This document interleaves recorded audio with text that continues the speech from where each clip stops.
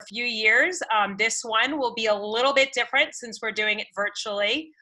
I just wanted to let you know that the purpose of this event, you may have been on various guidance events which walk through the college process. This one's a little bit different. This one is here for students and parents to hear everything from the student's perspective. No matter how much adults may talk about the college process, there's something about hearing about it from a student's perspective that really resonates for kids. So usually at the event, we cover the various stages of the college process from exploration all the way to the experiences of freshman life. But given the pandemic, experiences may look a little bit different this freshman year. So we're just really going to focus primarily on two major aspects of the journey. The first one being the college application process, and the second one being the selection process. So we're going to investigate, how do we investigate colleges, and then the road there, and how do we decide which college to go to.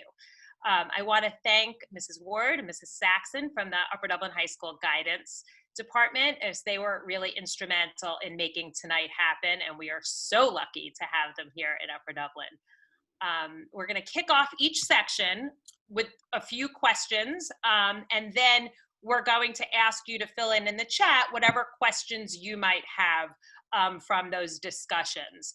And before we meet our panelists, I just want to get an idea of what grades you guys are representing. That'll give us a little bit more texture on who our audience is. And then Pam's going to get us started on introducing our panelists. Thanks, Michelle. Hi, I'm Pam Ryan. Welcome, everybody. Very nice to see you. Tonight, we want to start by introducing you to our very exciting and fabulous panel of former Upper Dublin graduates that we have tonight. So we want to thank them right out of the gate by saying, thanks for giving us some time tonight so we can kind of get your perspective. Let's quickly get to know you. And starting with Jason, could you please tell us your name? I hate to interrupt, I'm so sorry, but I did fail to mention that we are recording this event, and I wanted to make sure that everyone knew that before we started. I'm sorry to interrupt, Pam, but no. We will be recording this event so you can revisit it also at a later date. Thank you, sorry. Okay, great. So we're gonna start with your name, if you don't mind, the name of your school and your intended field of study. Hello, everyone. So my name is Jason Butler, and I just graduated last year from Upper Dublin, and I'm a finance major at Kent State University.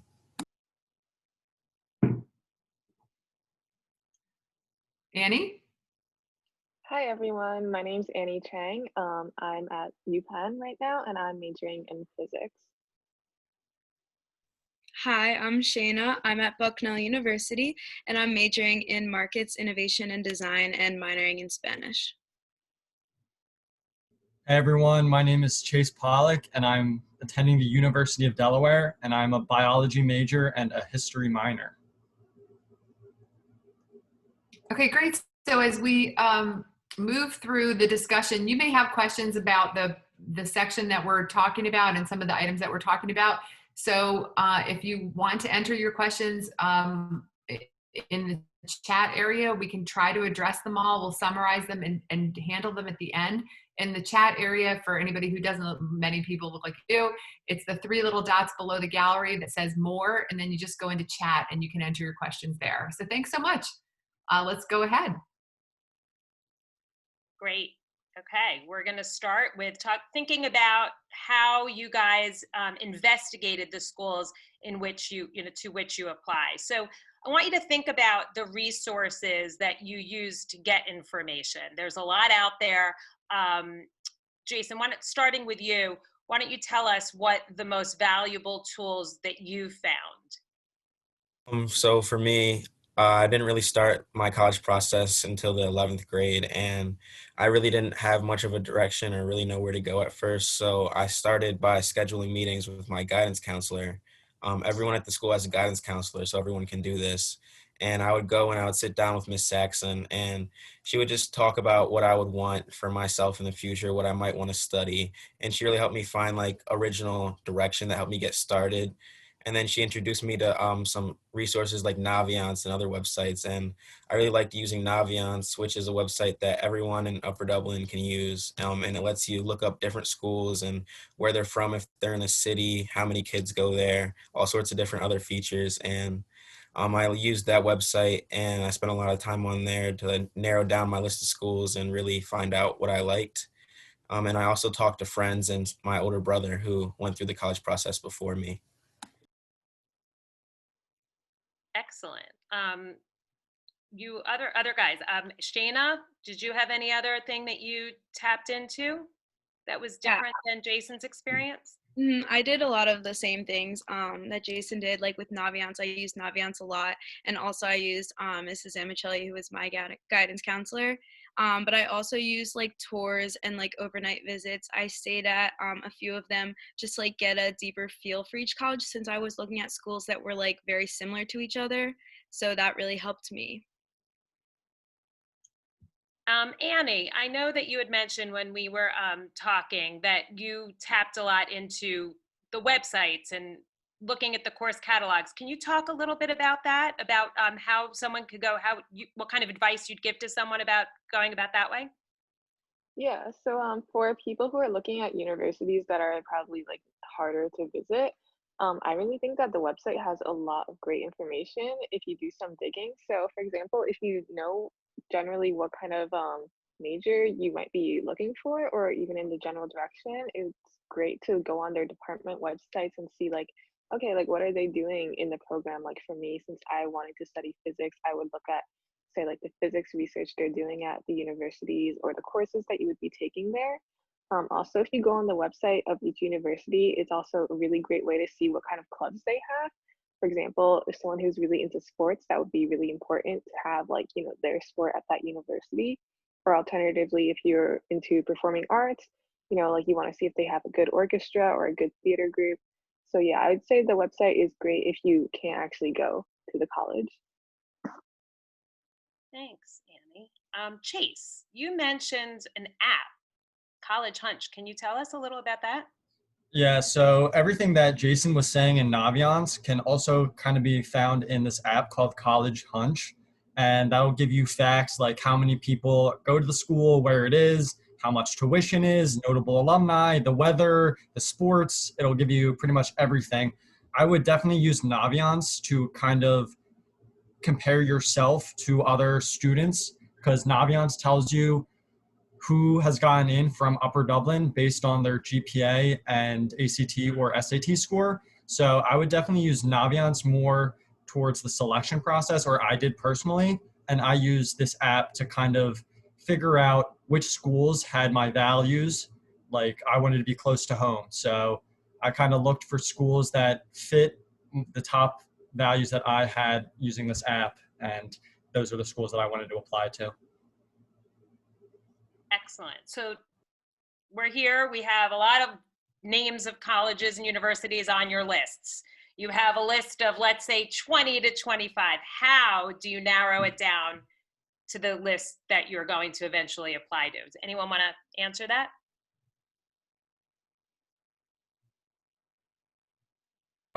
I started with, well, the fact that I started with location. Like I knew I didn't want to be too close to home. I know some people might want to stay close. And depending on that, that's a really good, easy place to start because if you want to go far, then you start looking at places further away. If you want to stay close, you can start looking at places close, and there's really not too much to think about at first. And then I kind of went into like what kind of area, surrounding area I wanted to be around because like I thought a city would be kind of too fast for me, but I didn't want to be completely bored all the time. So I wanted to be kind of in a college town, small town area. And after I got there, I started to look at what kind of size school I wanted and so on and so forth.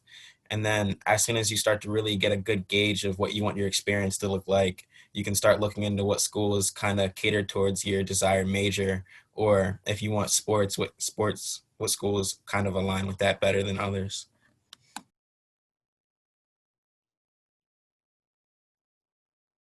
Anyone else have any other advice on how to narrow it down further? Annie? Yeah, so I think one of the things that I was looking at was big schools and small schools, you'll find that some schools they're more like liberal arts approach. So if you go there, you'll really be taking a lot of gen eds, and they really think a lot about the interdisciplinary side of things. And for some people, that's really good. For me, that was what I wanted because I wanted to be able to explore a lot of different fields. Other people, though, they might go into college and maybe like, I really, really love like biology already, and I just know that I want to go really deep into the subject, and that's also really good.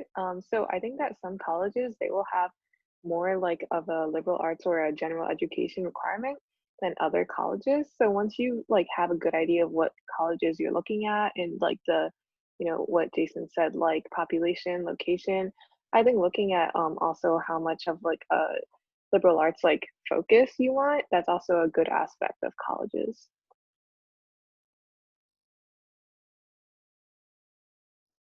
Great. Anyone have anything else to add? Um, it looks like from talking with you guys yesterday, Jason, Annie, Chase, you guys knew what you wanted to major in as you were looking at schools. Shayna, tell me a little bit about your experiences and how you shifted focus when you were a senior in high school. I actually wanted to be like a neuroscience major or like something that I could do to go onto med school. And that was my plan for like most of high school. And then like 12th grade hit and I realized that like I actually wanted to do something that I like enjoyed a little more, that wasn't going to put me through like years of schooling, but I would still like actually love doing and waking up every day and like having a job in that field. So that's when I switched into like the business field because I'm doing marketing and design at the same time. So I think that's like a hobby of mine is also to do art. So like combining the two was like a good decision for me. And it was like a dramatic change that I had to make because I had to like go into each application and like request to change it, but it actually wasn't that difficult. And most of the schools cooperated, and it was before most of them sent their results back. So it was fine and it worked out. If I could just touch on the last point too. Absolutely. Naviance has a feature where you can also look through certain majors and clubs that the schools have. So if you want to get specific when you're breaking it down and you're looking for something, you can use that to help find it. And I would also recommend talking to current students because they can give you a more real look of what your first semester is going to look like at the school, especially during the whole COVID thing. So I think that could be really helpful. Good point there. As you mentioned, visiting colleges, a little bit tricky today. So I want to hear, and actually, I think, Jason, you never even visited the college you ended up going to, correct? So Yeah, how did you, that's it. let me know how that experience was. What advice would you give to students who might be checking out schools just virtually? Well, I would say definitely do a virtual tour because even though when I got there, I had really no idea where to go and it didn't really help at all. I knew that it was a pretty campus and that it was some place where I could see myself being. And definitely talk to people that go there and have went there because you're not going to actually be on campus. So you need to reach out and find out what it's actually like there. If you're going to have to walk far, if you're going to need a bike, things like that. And it's just try to get as much information as you can about the school. It would obviously be better if you could visit it, but due to circumstances, it's just you have to work with what you got.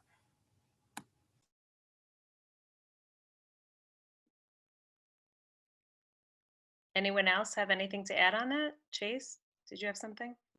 Yeah, I mean, you can still visit all these websites, kind of like Annie was saying earlier. All these websites are still active. They'll have information about the university, and there'll be access to a virtual tour. Talking to other people in college now is great.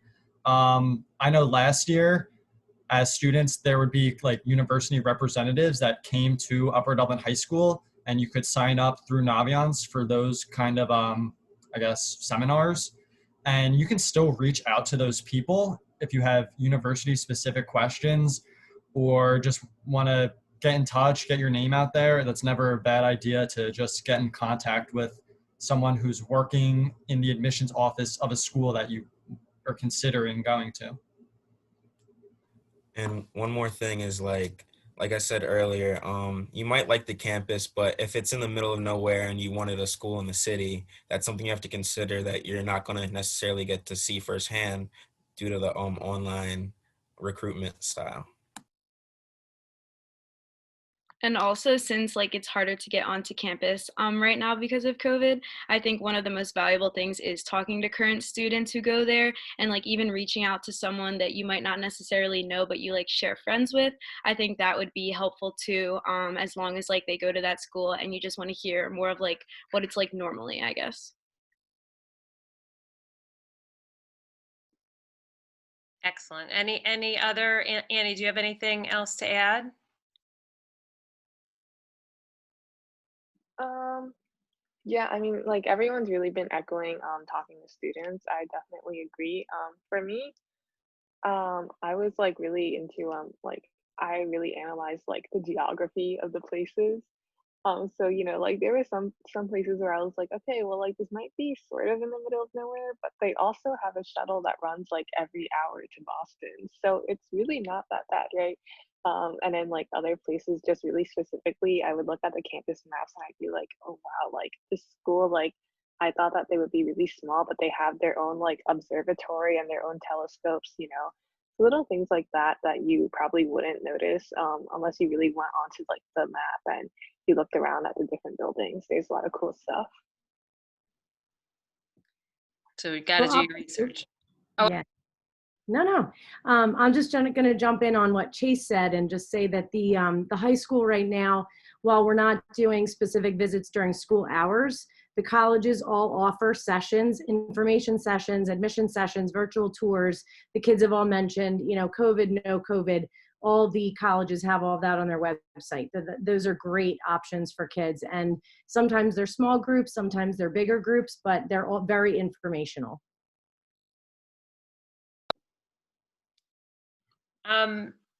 So for those of you, well, all of you, did anyone have an aha moment? Like when you went onto a campus or when you researched something and found something online, you were like, oh my God, this is the school for me. I did like when I visited because everyone was just super welcoming, and I like could see myself there in the future because everyone kind of knew how to balance their like work life, and most of my friends like had been working all the time, but then they still had time to hang out with their friends and do like other fun things. So I think that's important, like to have a balance and not just be having fun all the time or working all the time, to have a healthy balance between the two. I didn't necessarily have like an aha moment, but like gradually over time, I felt like I landed at the right spot, which I think is a good thing too. At first I had my doubts about this thing or that or the other, but eventually everything kind of just started to work out. So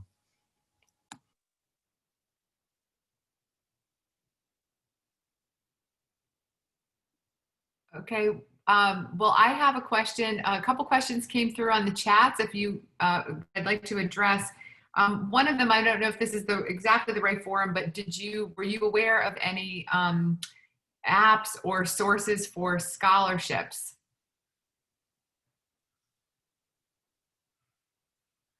Did anybody use that? I don't know if there's like an app that says like all the scholarships that each university has, but when you go onto the website, you can see what scholarships you can apply for or some of the scholarships that they have to offer. I don't really know of like an app or like one-stop shop with all your scholarships for all your universities. But if you have a specific university in mind, then you should research that specific university to see what scholarships they have offer just right off the bat, like merit or stuff that you have to apply for. And then of course there's always FAFSA that you can get scholarship from. Guidance, do you have anything to add? Thank you very much. Another good place to look for scholarships is there's always tons of like local scholarships that are being offered for stuff like the county or the state or Southeastern PA. You just kind of have to do a little digging to find them. If you look online, I'm sure you'll find plenty. And normally there's not too many applicants, so you could probably win a couple of them. And there's also apps like Scholly that allow you to do all these nationwide scholarships that are a little bit tougher and simpler, but that works too if you want to use that. Yeah, I was gonna say that a few of my friends used Scholly, I think it is. I didn't use it, but I know some people did, and that's more like broad scholarships that you can apply for, like, and it could go to any school. But if you're looking at scholarships like for that specific school, like they're not gonna be in one app. I would say like it's gonna be on the college website, and like you have to do your digging for that because I actually like didn't even see some of these scholarships and like had to go back and like look through them. So I think that's important to like look through each website like really carefully. I would encourage students and parents to take a look at Naviance. There's a tab, there's a folder in Naviance where we list any community or nationwide scholarship that we are aware of. And that changes frequently. As soon as we know about it, we upload it into Naviance. Along with Scholarly, I would say FastWeb is another pretty accurate scholarship website where parents and students can get some information, and raise.me is an additional website. If you have a chance, I would encourage people to take a look at the guidance website. We do have listings of those websites, but I think Chase probably hit the nail on the head in that probably the bulk of aid that a student will receive is going to be from the institution that you're attending. So whether it's the FAFSA or the CSS profile, most of the monies, that the dollars that you'll get will come directly from the institution that your child's attending. Okay, thank you. Those are all great sources. And there is a question about the best time to kind of start applying. I think there is also a timeline that is suggested at the link for the guidance website. Is that right? I know as a parent, my rule was September, get it in before school starts. You'll be so glad that you got all your applications done, write your essays in the summer, but that's from a parent's point of view. And finally, the last question has to do with just as sort of general alums. Was there anything that you wish that you knew about the application process or anything that you might have done differently after having gone through it?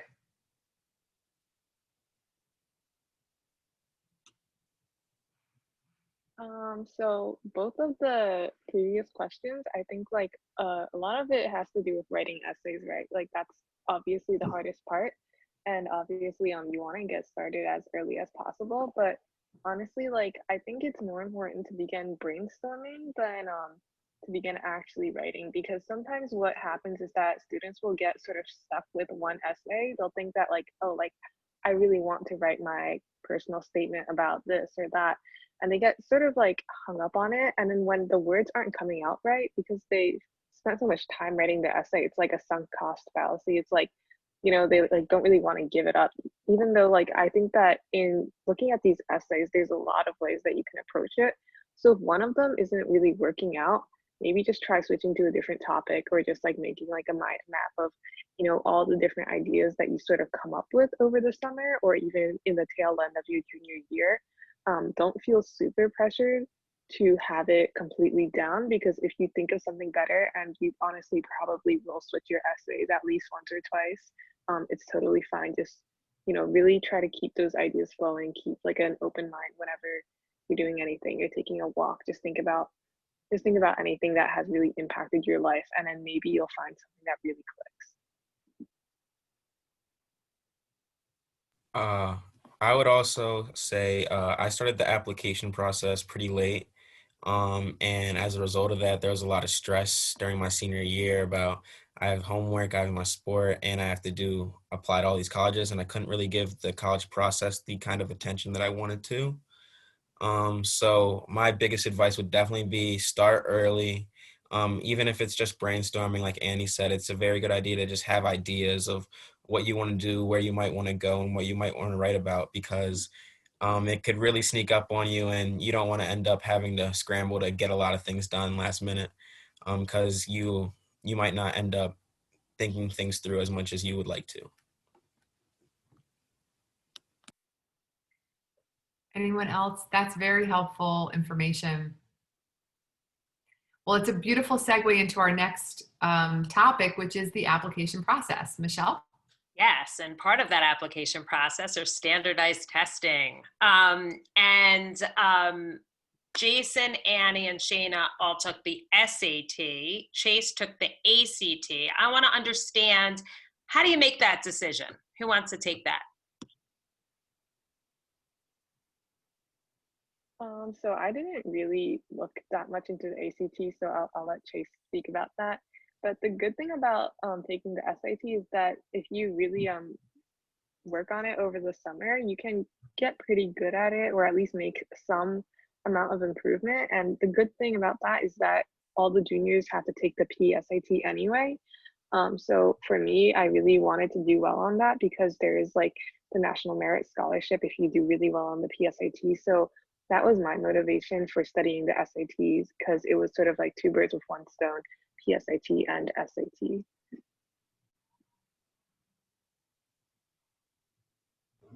So for me, I took both an ACT and an SAT in springtime of my sophomore year. And I just so happen to be, I'm a faster test taker, and I also really like science. And it seems that the ACT is more, the SAT allows more time on each section than the ACT. So if you take your time, then the SAT is definitely something to consider. But I was faster and I did better on the ACT. I liked science, and you kind of just got to figure out which one works best for you. I mean, the best way to do it, if you want to do it right, you're going to take a diagnostic for each one, and which one you do better on, you're going to hammer that in week after week and then go take that test and submit that to your score. I do not recommend taking both the ACT and the SAT. I think that is stressful, a waste of time, and colleges don't care.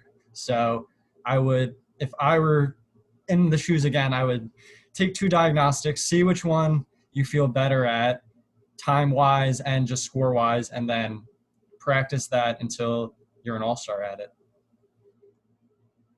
Yeah, I couldn't agree with Chase more. I think the ACT and SAT, it just comes down to what kind of test taker you are. And if you take the diagnostics and you practice hard with whichever one you choose, I think you'll find yourself successful. Yeah, I did the same thing that Chase did with the practice test. I like recommend taking it for both, just to see like which one you feel more comfortable with. And like I found out that like I like taking it like my time and going slower. And I also don't want a whole section on science, so that also plays a part in it too. Great. Now, before the next question, I'm going to have Mrs. Saxon just go through the difference between early action, early decision, and regular decision. Yeah, so early decision is when the student and their family would agree that it's the student's number one choice. So above all other colleges, the family agrees, and if they were accepted, they would definitely accept that acceptance to go, regardless of other college acceptances or the financial aid packages. It is a binding contract, and one that the student, the parent, and the counselor will all sign that binding agreement. The deadline for early decision is usually around November 1st, November 15th. And the nice thing is that the students really generally hear back before our winter break. Early actions is similar to early decision. The deadlines are generally the same, November 1, November 15th. All materials get submitted, but it is not binding. There is no agreement, so students can apply to as many early action schools as they like, as if the college offers them. And again, you hear back before winter break. Regular decision is when the deadlines are generally January 1st or January 15th, sometimes into February. The school will hold all of the application materials regardless of when the student sends them in. And so they then will review the applications at that time. The students generally hear back February or March for regular decision. And the last one is the rolling decision, when the school starts accepting applications sometimes as early as September and October and goes through the rest of the year. When this happens, the student submits all their materials, and when it's a finalized application, the admissions committee reviews those applications and will start to make decisions on a rolling basis. Generally speaking, for these schools, the earlier that you apply, the better for sure. It does get harder over time as they continue to admit students. Excellent. So with that in mind, does anyone want to talk to what made their decision to do early action or regular decision on some of these? I know none of you had chosen the early decision route. So it was between early action and regular decision. So explain a little bit about that.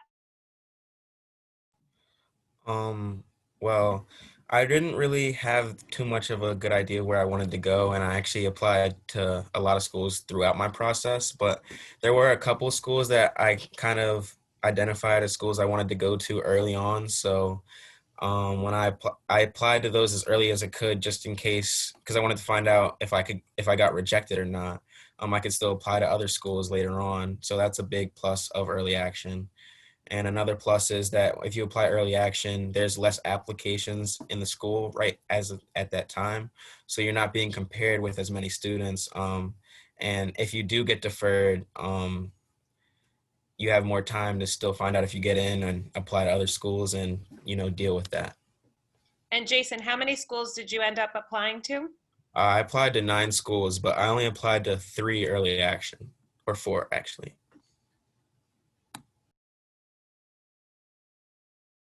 So I think that, oh, sorry, Chase, you can go.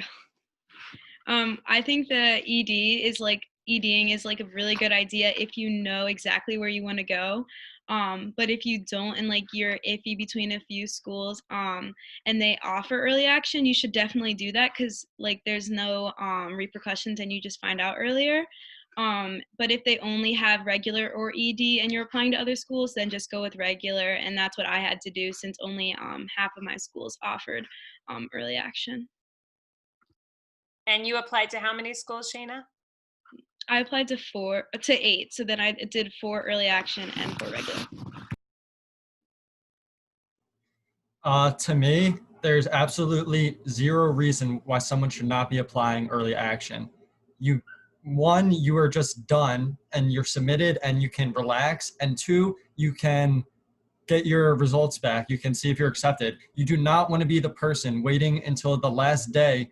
I had friends who waited until the night before decision day to decide what school they were going to. And I do not recommend that whatsoever.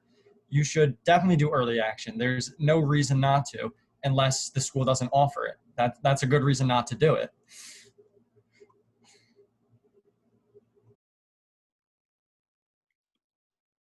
Yeah, so I was really considering EDing. Gonna be honest, a really big reason why I didn't was because I was trying to write the essays for the school and it just was not coming to me. And I was like, like I'm spending so much time on this like one application. It has to be in by November 1st. I don't really think I can like finish this ED application. So I just decided to put it off until regular decision. But yeah, like I think in terms of like if you think that something really works like academically, financially, I would say ED is like it would take so much weight off of your shoulders. It's like in like January or at least like mid-December when the ED results start coming out, the seniors are all like, man, like I really wish I ED'd, like so there's pros and cons to all of it. So I think if you do find a good school, EDing does have a lot of benefits in that, only one application. Obviously, you should still prepare the rest just in case. But, if you do get in, that's really great. If I could just jump in on that real quick, I think just one thing to consider is what, the students are all saying. You want to double check which schools offer what ahead of time. So not all schools have all of the same admissions plans. So it really is sometimes up to the student to choose, but many times it's just what the college offers. So you just want to do your research to know what they offer ahead of time. Also, yeah, check how you apply to the school because there's Common App Coalition, and sometimes you just have to go right through the school. And I actually had my Common App ready for early action, and when I was applying to schools, and I didn't know that Virginia Tech was a coalition school, and so I couldn't make the early action deadline because I had to fill out a whole new application. So knowing how to apply to the schools is also important. All really good advice. So you got the test, you do your research, you get your little Google sheet on, when these deadlines are. Um, I want to talk a little bit about the recommendation process and about the importance of building relationships with your teachers. How do you know who to ask for recommendations? When do you ask? What's a good time? So if you guys can just talk a little bit to that, that would be great.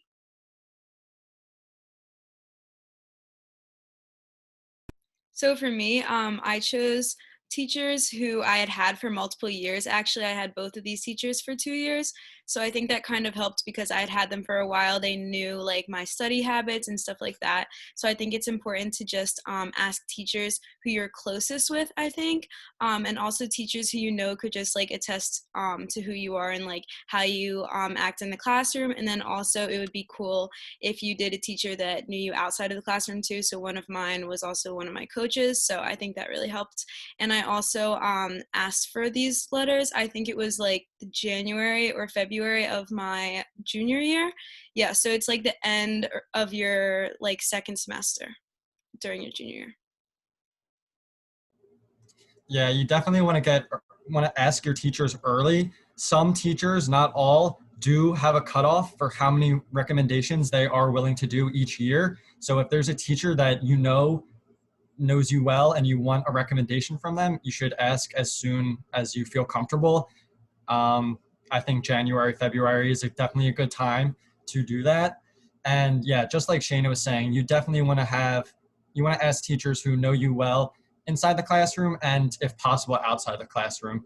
So for me, I had my biology teacher 2 years and I'm a bio major. So that was a pretty clear cut person to ask.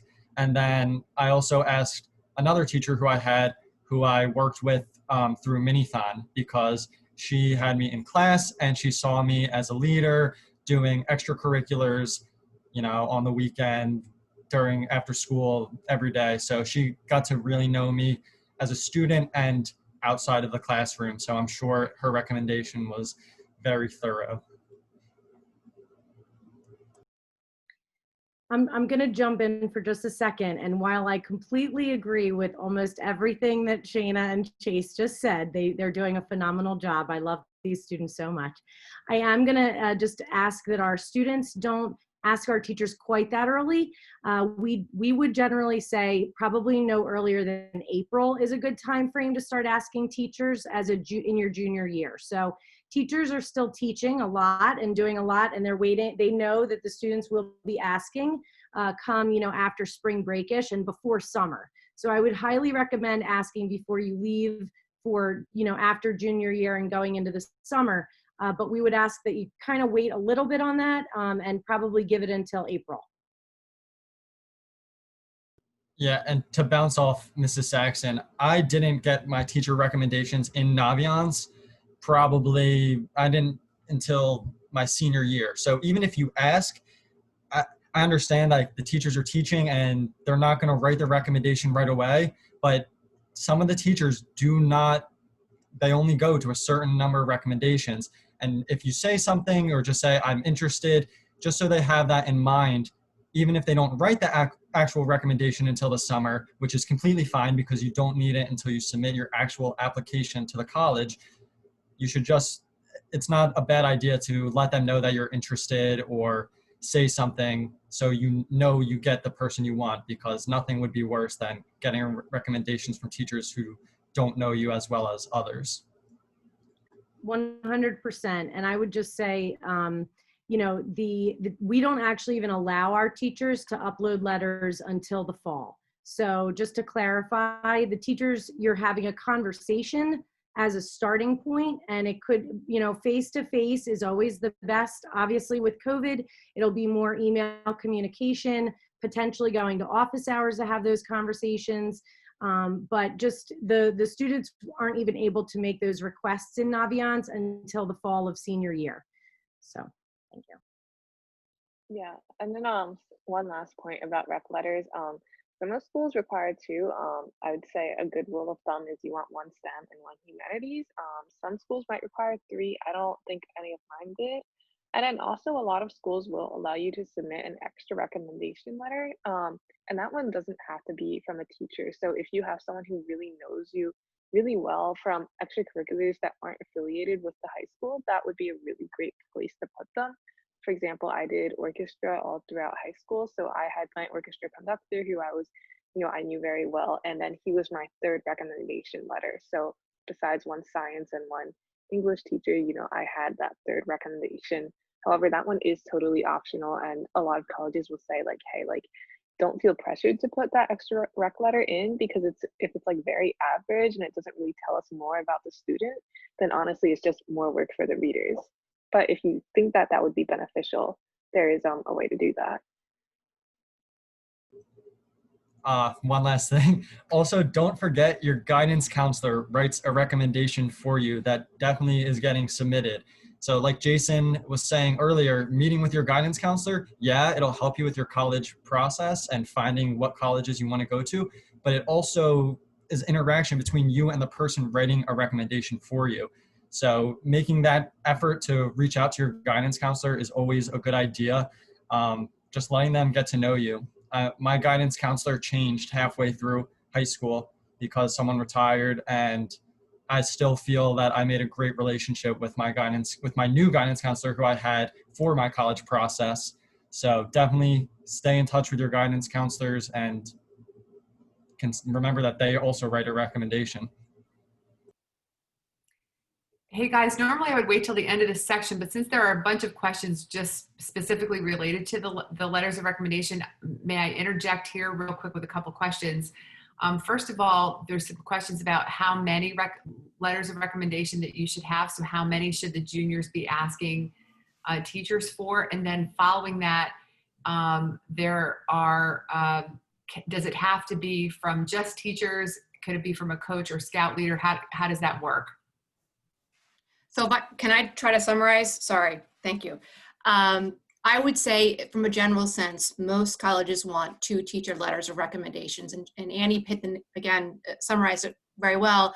Typically you want teachers that teach in different content areas, but two teachers are your primary letters. School counselors don't count as the teacher letter, but that's a third letter that will go if a counselor letter is allowed in the application. And then I would say some colleges will allow a third letter depending on the application itself. They may allow for an employer or a coach or someone of a volunteer relationship that the student has with an association. Sometimes, well, I'll say typically that third letter doesn't hold as much weight as the 2 teachers and the school counselor letter, but they may allow it. And what I've been hearing more and more from college reps during COVID time is that they are allowing additional letters to supplement possible missing pieces in the application due to COVID. So my suggestion would be, I would think of 2 teachers. What Mrs. Saxon said is important to keep in mind, asking 2 teachers during the end of the 3rd marking period going into the 4th, planting the seed with that teacher, and then revisiting that teacher again in the fall.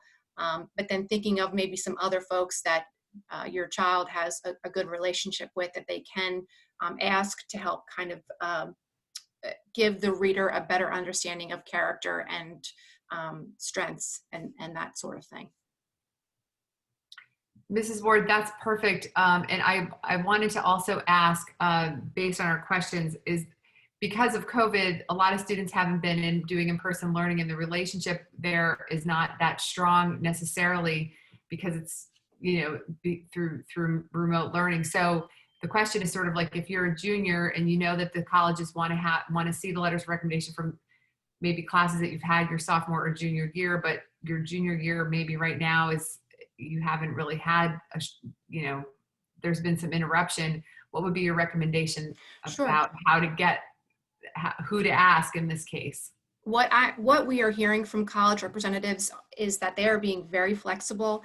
Even if there wasn't COVID happening, I wouldn't say that you have to ask a junior teacher. I would say that it really depends on the relationship and the experience that you've had with that teacher in the classroom. So I think Shana had mentioned she went a little deeper back into her college career and asked a younger teacher to write a letter, and that's okay.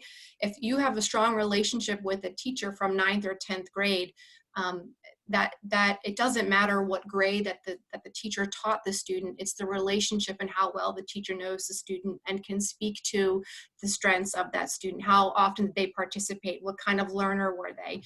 What did they do to bring out the best in themselves and others in the classroom?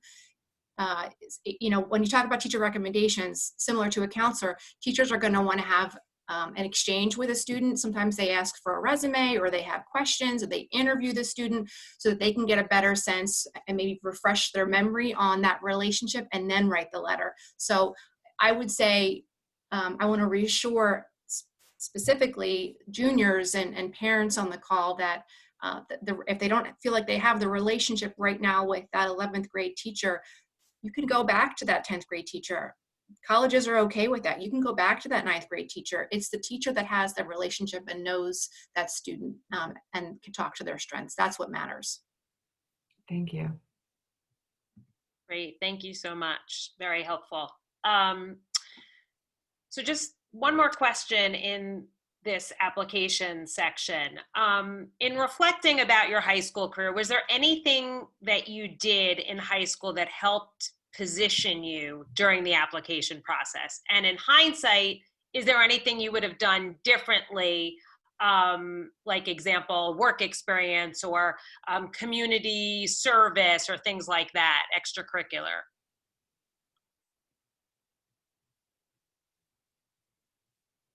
Yeah, so extracurriculars are a great way to like stay involved. I think that it's not as important to do like a lot of stuff as it is to do one thing and really like stick at it and really, invest your time into it if it's something that really that you really enjoy. Because it does show the admissions panel that, like this student can work really hard, they're really motivated, they're really passionate about something. And so that something could be anything, it could be a sport, it could be, for me, it was like playing violin, it could be community service, it could also be like a job, if like something that shows that you're really like hardworking, that you're have perseverance, that's always a really good thing. And that's something that you probably want to really start exploring in like the beginning of high school, and just continuing that throughout your 4 years. Yeah, I agree. I think that it's better to have things like less things, but something you have more leadership in, like quality over like quantity, I would say. Because like if you were on a sports team and you played varsity and like that took up all of your time, that's like more important than doing like a few like many clubs, but like only going like once a month or something like that. I think it's more important to really be invested in like a couple specific things. I also think that working helps too. Working during the summer, or like if you're not in season for a sport, I think that helps as well. Yeah, just like everybody else is saying, I think it's good to get involved. Just get involved in anything you can, honestly. I think it's important to stay busy, because you learn, not only do you build your application, you also learn like time management skills that you don't even realize will really help you out later on, especially if you plan on staying involved at college too. So yeah, just stay busy, find something you like and really get into it.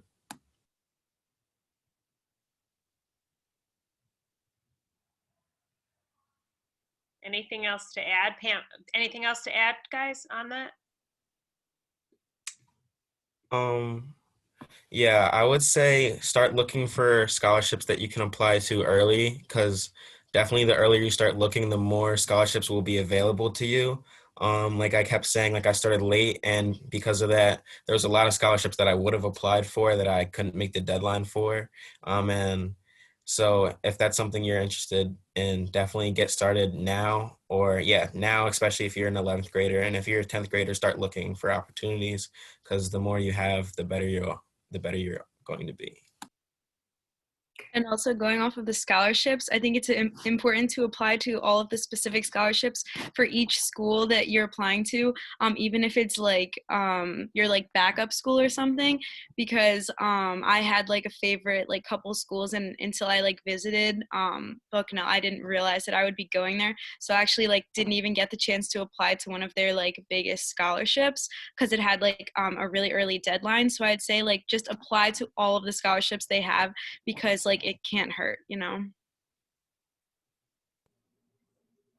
One thing that I definitely learned is besides like staying on top of everything and starting early, which we've all stressed already, one thing that was different between me and the other 3 alumnus here is that I only applied to a few schools, I think 3 or 4. To me, that just seemed like the reasonable thing to do. I would recommend you should kind of know what you want. You either would want a city school or a traditional college campus. You either want a school with 40,000 kids or with under 15,000. I cannot stress enough, if you want to apply to 15 schools, one, you're going to be spending $45 plus on each application and scores you send to that school. And you're also going to spend more time writing supplementals and essays and just a lot of work for some schools that you may not even be interested in. I mean, if you don't have a legitimate interest, or you don't think you don't see yourself going to that school, you don't apply. At least that was my rule. If I didn't actually consider a school and see myself going there, I didn't waste my money or time with that. And to bounce off of that, you just got to know what you want. You can make a chart and you can put your top 5 schools, and you can put size and distance from home, and do they have Greek life or do they have Division I sports? And you should be able to figure out what school has the most pros, and that should kind of lead you to not apply to that many schools, which will then make the selection process a lot easier, because instead of getting into 11 schools, you got into 4. So that's what I would recommend personally.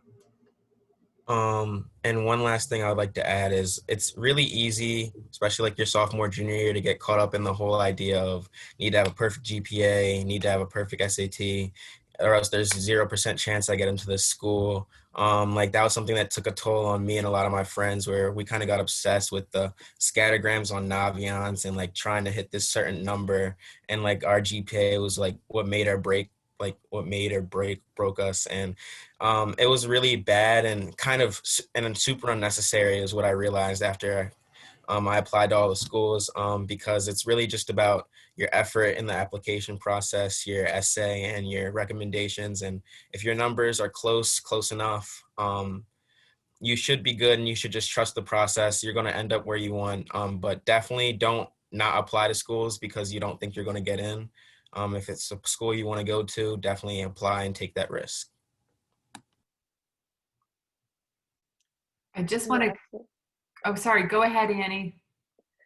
Yeah, so on the other hand, I applied to 11 schools, and so I think Chase, I agree with a lot of what he was saying. So I knew that honestly, like a lot of the factors that people think about when they choose schools is like, like size, like I don't know, like location.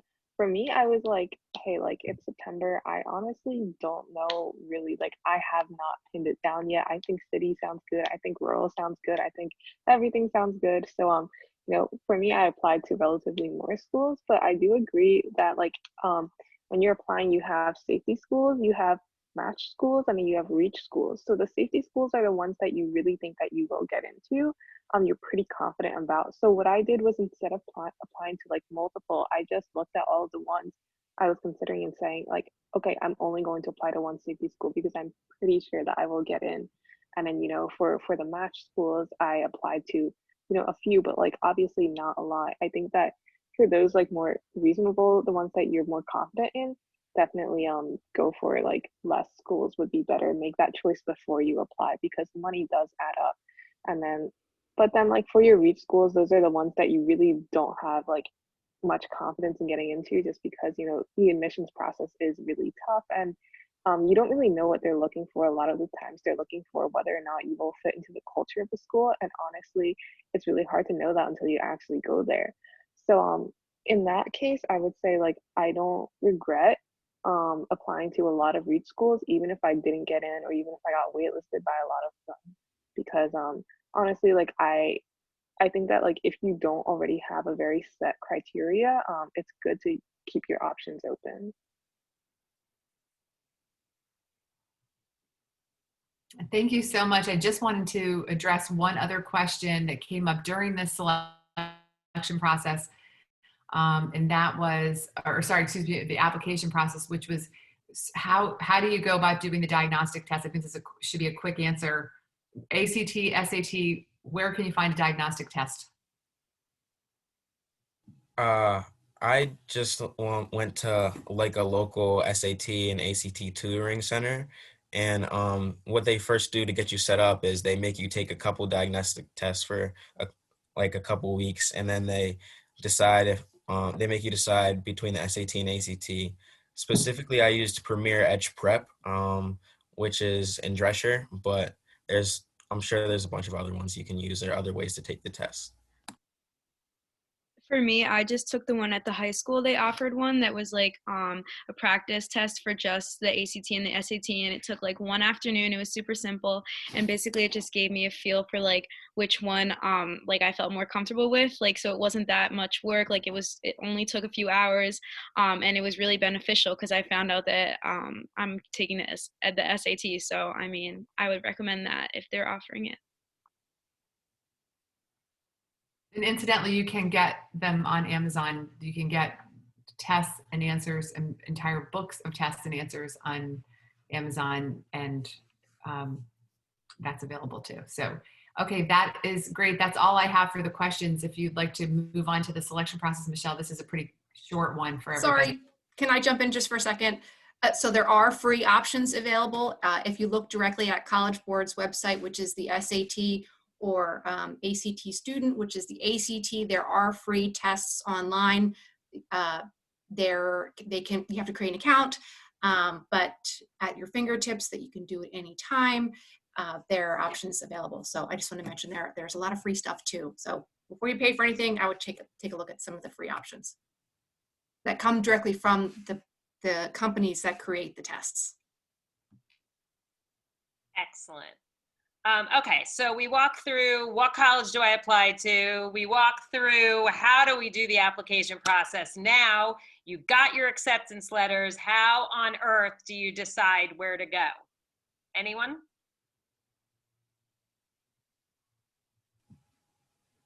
So obviously, well, I mean, you can break it down based off your top 5, which is, comes down to the location, overall experience, the amount of people there, and that's great. But then it comes down to the reality of the situation, which is also like you have to worry about money, housing, transportation, if you're going to fly home every vacation or not. And then from there, I feel like you got to make a top 3, and then you got to just discuss it with the people that are close to you that your decision will directly affect, and choose whichever school you think is going to be the best, whether that makes the most sense financially or it's just your dream school or whatever your situation is.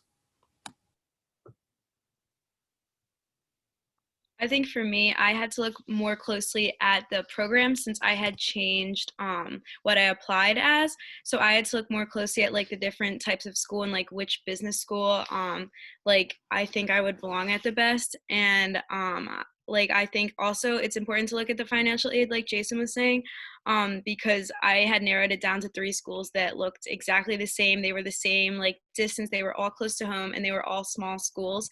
So I think then it becomes like more of a family discussion, like talk about it, like which one is more like affordable, and also which one do you think you would be getting the best education at, and like the best for that major compared to the other schools.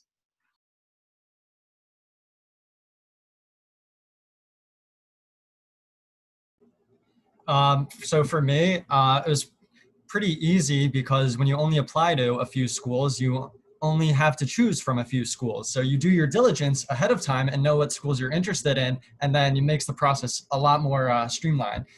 So I figured out what my top values were. So I wanted to be close to home. I wanted a school that was big, but not small like a liberal arts college. And I wanted a traditional college campus. I didn't want to be in a city like Philadelphia or Pittsburgh. So when you have those priorities already decided, it makes the decision a lot easier.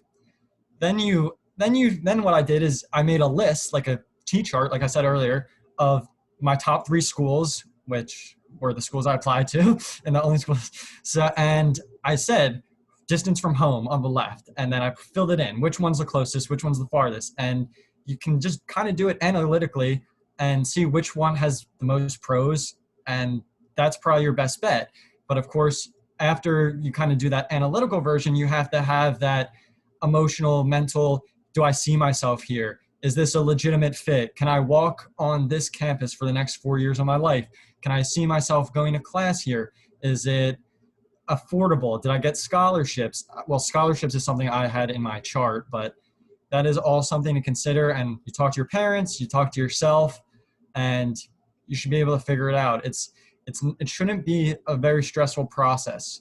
You should, if you do your work ahead of time, kind of figure out what you want and stay on top of things. I thought it was a pretty easy process from taking the ACT to applying to deciding. As long as you stay on top of your game and know what you want, you should be able to kind of figure out where you see yourself for the next 4 years of your life.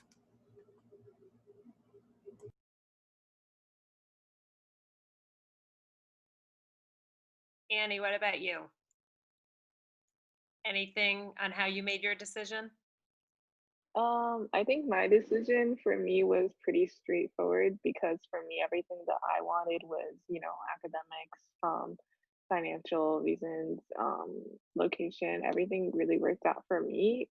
So I wouldn't say that I really had to choose, but I do know that, a lot of people did have to choose and they had some pretty tough choices. I will say that whatever comes out of it, whether or not you get into the school that you want, whether or not you have to, you thought you were going here, but then they didn't give you as much financial aid as you wanted, and you have to go to another school. And, that happened to a lot of my friends. And I think it's very easy to get feel down about it. But ultimately, everyone that I know has really found their home in whatever college they ended up going through. Because, the student population is so diverse and, you applied to them in the first place, which meant that you had some sort of connection and they chose you back. So wherever you end up, it's going to be good. Yeah. Fantastic messages. Fantastic. So you got accepted. There's an acceptance students day that some of these schools, all of the schools offer. I know that Chase, you're the only one that attended an accepted students day. Before we get to you, I'm curious, Jason, Shayna, and Annie, why you guys decided not to go to an acceptance students day. I mean, for me, I didn't really have a choice because most of the schools that were the highest in my book, they all accepted me the last week of March when we weren't in quarantine. So I know that some things were online, but they didn't really organize it in time, and it was kind of just a big mess. So I didn't end up going to any of them. I applied to a lot of further away schools, so if we would have went, we would have had to make a trip out of it, and we just didn't really find the time that year. Yeah, I definitely would have gone, but COVID, so we didn't hold it. So Chase, tell us a little bit about Accepted Students Day. So when you apply early action, you get into the school before the people who apply regular decision, which is very nice. And then you hear back earlier, which I did, and I was able to go to an admitted students day. My University of Delaware actually had 2 admitted students day, and because I applied early action, I was able to go to the earlier one before COVID and get all the information I wanted. Acceptance Students Day is really for a school you're considering top 2, top 3, I guess. You get to go on campus, you get to see other students who are accepted, who could become classmates. You get to just walk around campus and you definitely get a feel. We talk about that aha moment where you see yourself walking on campus. Well, when you're actually there walking on campus, it gives you a better idea if you can actually see yourself here or maybe not. It was just a lot more information. It helped confirm my decision of Delaware. I went to specific seminars for biology and the Honors College, which gave more information and just helped solidify my decision. And I would just recommend, if there's no COVID and you can go to an admitted student day, just go. It can't hurt. I went with my parents. I went with a friend. It was fun. I felt like I was in college. Yeah. Just a quick question. So you visited the school before you got in. Tell me a little bit about like the difference of visiting and when you're accepted. So the general tour, I don't know how many people got to go before COVID, but you walk around campus and they tell you the same things that they tell at every single school with you got blue lights and your Division I sports team and the shuttle comes 15 minutes and whatever. And it's the same thing at every school. And that's just how it is. But when you go to an admitted students day, you're really getting specific university and, at least for me, major and I guess extracurricular information that is you would not get on a regular tour. You can ask questions to your tour guide, but they might not know. I went up and asked biology professors questions to help decide where I wanted to go or what research opportunities there were at my university.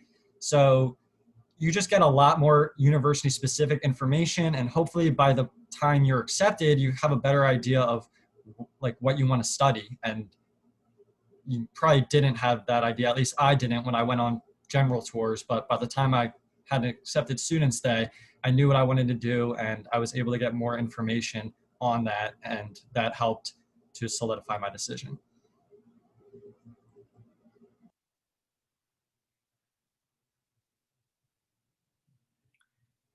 Anyone else?